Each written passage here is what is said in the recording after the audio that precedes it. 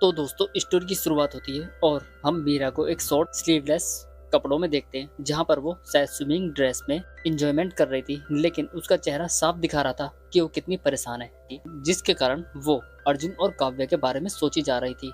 वो काव्या की उन बातों को याद कर रही थी कि जब काव्या ने अर्जुन को सिंगापुर जाने के लिए ऑफर किया था। वहीं वो उन बातों को भी याद करती है जब वो उसे न्यू सीईओ नियुक्त करने की भी सोच रही थी। तो दूसरी तरफ अर्जुन को दिखाया जाता है जिसके बारे में वो काफी सोच रही थी। वो उसकी उस झूठ वाली बात पर गौर कर रही थी। दरअसल जो उसने रोहन को लेकर बोला था कि वो हॉस्पिटल में है और उसकी दवाई कराने आया हुआ है। जब मीरा आने के लिए बोलती है तो वो उसे सीधा मना कर देता है। तब मीरा बोलती है ठीक है, तुम रोहन को जल्दी से लेकर घर पर आ जाओ। वहीं मीरा को अब सब फ्लैशबैक से क्लियर आ चुका था कि काव्य ने उसको धोखे से कैसे अपनी तरफ आकर्षित कर लिया है। ये बात अर्जुन को समझ नहीं आ रही थी। शायद इन घटनाओं को लेकर अर्जुन के साथ कुछ बड़ा होने वाला था। यहाँ पर मीरा ये सब सोच रही थी कि तभी उसका फोन बजता है और फोन पर उसकी कलीग थी। यहाँ पर मीरा उसे बोलती है तुम्हें मैंने कितनी बार कहा है कि वीकेंड पर फोन मत किया करो। तब वो बोलती है सॉरी मैम, बहुत अर्जेंट था।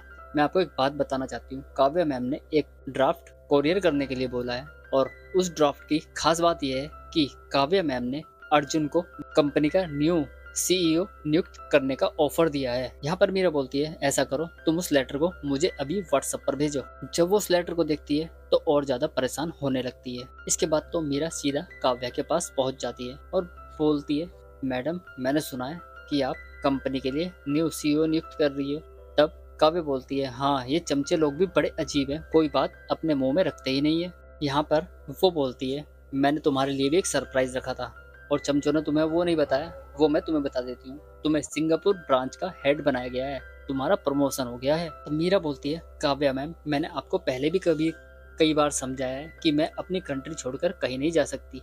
तब काव्या बोलती है ये तुम्हारे लिए गोल्डन अपॉर्चुनिटी है और मैं ये केवल तुम्हारे भले के लिए ही कर रही हूँ। वो तो हम यहाँ साफ साफ देख सकते हैं कि कौन किसका कितना भला करने की सोच रहा था। इसके बाद मीरा बोलती है मैं इंडिया छोड़कर कहीं नहीं जाने वाली। तब काव्या बोलती है पक्का ये तुम्हारा फाइनल डिसीजन है? मीरा बोलती है हाँ, ये मेरा फाइनल डिसीजन है। जिसके बाद काव्या फोन करती है और बोलती है मीरा की टिकट कैंसिल कर दो और 2 टिकट बुक कर दो, एक मेरे नाम से और दूसरा अर्जुन के नाम से। इसके बाद तो मीरा फुल खुन्नस में जाती है और अर्जुन से बोलती है तुमने उसके साथ क्या क्या किया, आज वो तुम्हारे साथ कुछ अजीब करने वाली है। तुम्हें कंपनी का न्यू सीईओ नियुक्त किया जा रहा है। तब अर्जुन भी गुस्से में आता है। वो बोलता है तुम्हारे दिमाग में काव्या को लेकर बस एक यही बात चलती है, प्रॉब्लम क्या है तुम्हें उससे? यहाँ पर मीरा उस अपॉइंटमेंट लेटर को अर्जुन को दिखाती है जो काव्या ने उसे भेजा था। यहाँ पर वो लेटर को देखकर काफी खुश होता है क्योंकि वो कंपनी का न्यू सीईओ बनने वाला था।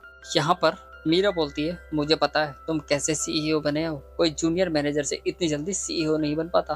तब अर्जुन बोलता है तुम्हें बर्दाश्त नहीं हो रही मेरी तरक्की। यहाँ पर मीरा फिर से उसे समझाती है। वो बोलती है तुम काव्या को नहीं जानते, जिस दिन उसका दिल तुम्हारे से भर गया ना, वो एक दूसरा सीईओ लाके यहाँ खड़ा कर देगी और तुम देखते रह जाओगे। जो जितनी जल्दी ऊंचे जाने की सोचता है ना, वो उतनी ही जल्दी नीचे आके गिरता है। फिर वो तुम्हें तुम्हारे कैबिन से उठाकर बाहर सड़क पर फेंक देगी और तुम देखते रह जाओगे। प्यार करती हूँ तुम्हें, इसलिए तुम्हें ये गलती करने से रोक रही हूँ। तब अर्जुन का मूड खराब हो जाता है। वो समझ नहीं पा रहा था कि कौन सही कौन गलत है। वो यहाँ से चला जाता है। इसके बाद तो अर्जुन काव्या के घर पर पहुंच जाता है, जहाँ पर काव्या उसके साथ रोमांटिक होने लगती है, खूब रोमांस करती है। लेकिन इस बार अर्जुन का मूड खराब हो जाता है। वो बोलता है मुझे कामयाबी अपनी मेहनत के दम पर चाहिए, ना कि तुम्हारे साथ रहकर।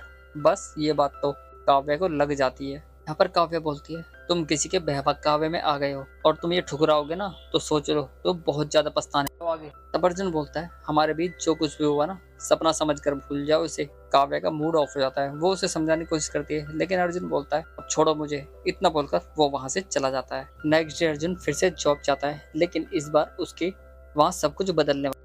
वो अपने कलीग और फ्रेंड से बात करने की कोशिश करता है, लेकिन कोई भी उसकी बात सुनने के लिए तैयार नहीं था। तब वो बोलता है क्या हुआ रोहन, कुछ तो प्रॉब्लम है क्या? वो नहीं जानता था कि उसके साथ बहुत बड़ी प्रॉब्लम होने वाली है। यहाँ पर जैसे वो अपनी सीट पर आकर बैठता है, कंपनी की वर्कर आकर उससे बोलती है अर्जुन तुम्हें कैबिन में बुलाया। जब वो जाकर देखता है तो वहाँ पर 2 पुलिस वाले। वो उसे समझाती है तुम्हारे खिलाफ एक कंप्लेंट आई है, वो भी तुमने एमडी के साथ जोर जबरदस्ती की है। एमडी ने खुद इसकी कंप्लेंट की है। जिसके बाद तो अर्जुन का मूड खराब हो गया था।